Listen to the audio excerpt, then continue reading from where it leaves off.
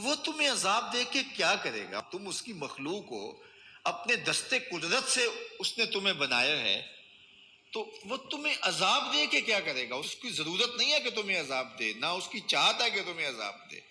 کوئی خود چھلانگے لگائے تو اس کی مرضی۔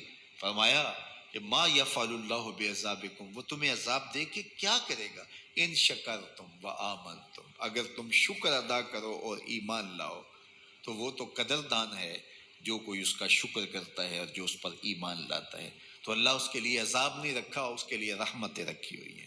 تمہیں دستے قدرت سے بنایا ہے اور وہ تمہیں خوش دیکھنا چاہتا ہے، تمہیں خوشحال دیکھنا چاہتا ہے، تمہیں سرشار دیکھنا چاہتا ہے، تمہیں نہال دیکھنا چاہتا ہے، تمہاری زندگی کو خوشگوار دیکھنا چاہتا ہے۔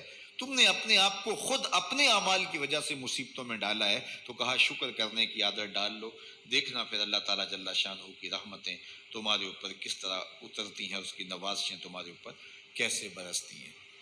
توکل اگر ہم سیکھ جائیں تو توکل ایک ایسی دولت ہے کہ جو خوشحال زندگی کی ضمانت بنتی۔ جب ہم اللہ پر توکل نہیں کرتے اور ہم سمجھتے ہیں یہ سب کچھ ہماری محنت کا نتیجہ ہی ہوگا، اور نتیجہ جب نہیں آتا تو پھر ہم بے چین مضطرب ہو جاتے ہیں۔ اور جب ہم اس پہ توکل کر لیں تو پھر ہمارا صرف اتنا ہی کام ہے کہ میاں ہم یہ کام کر رہے ہیں، بس یہ حکم، ہم بیج بو رہے ہیں، بس یہ حکم ہے اور بو رہے ہیں، باقی اس پہ بھروسہ ہے، یہ کام اس کا ہے کہ اس نے اس کو اگانا ہے، اس کے اوپر پھل لگانے ہیں۔ تو جب اس پہ توکل ہو جائے تو بندہ سوکھا رہتا ہے، ورنہ بندہ مشکل میں مبتلا ہو جاتا ہے۔ بسا اوقات ایسا ہوتا ہے کہ بندہ ایک منصوبہ تیار کرتا ہے، اس کا عملی نتیجہ اس کو سامنے نظر آ رہا ہوتا ہے، لیکن نتیجہ بالکل الٹ جاتا ہے۔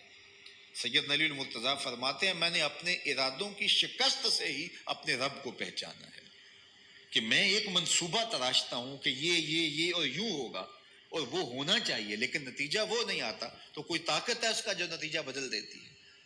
تو بندہ اس طاقت پہ یقین کرتے، اس پہ توکل کر کے جو ہے وہ اس پہ بھروسہ کر لے تو زندگی سوکھی ہو جاتی ہے۔ مغرب میں جو اللہ پر یقین نہیں رکھتے وہ خودکشی کر لیتے ہیں کہ یہ کیوں ہو گیا، ایسا نہیں ہونا چاہیے تھا، لیکن ہم خودکشی اس لیے نہیں کرتے، ہم کہتے ہیں میرا رب جس طرح چاہے اس طرح ہی ہوتا ہے، جو اس نے طے کیا ہوا ہے وہ کر کے رہتا ہے۔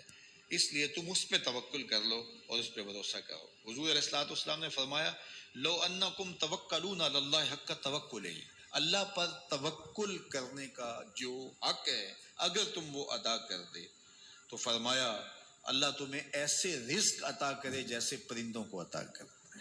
ہمارا تو کاروبار ہے، یہ فیکٹری ہے، یہ دکان ہے، یہ ہماری نوکری ہے، ہم نے یہاں سے کمائی کرنی ہے۔ پرندوں کا کوئی کاروبار نہیں ہوتا، کوئی نوکری نہیں ہوتی، کوئی ٹھیا، کوئی اڈا نہیں ہوتا جہاں جا کے انہوں نے رزق کے لیے کوئی آغاز کرنا ہوتا ہے، بلکہ حضور نے فرمایا تغدو خماسا وتروح بطانا، جب وہ صبح گھر سے نکلتے ہیں تو خالی پیٹ نکلتے ہیں اور انہیں کوئی اپنی منزل کا تعین نہیں ہوتا، جدھر خیال آیا اڑ گئے ادھر، لیکن کبھی ایسا نہیں ہوا کہ شام کو خالی پیٹ واپس آئے ہوں، کہا وہ پیٹ بھر کے آتے ہیں۔ باہو بولے بن توکل پنچھی اڑ دے، خرچ نہ پلے زیرا ہو، جب گھر سے اڑتے ہیں تو ان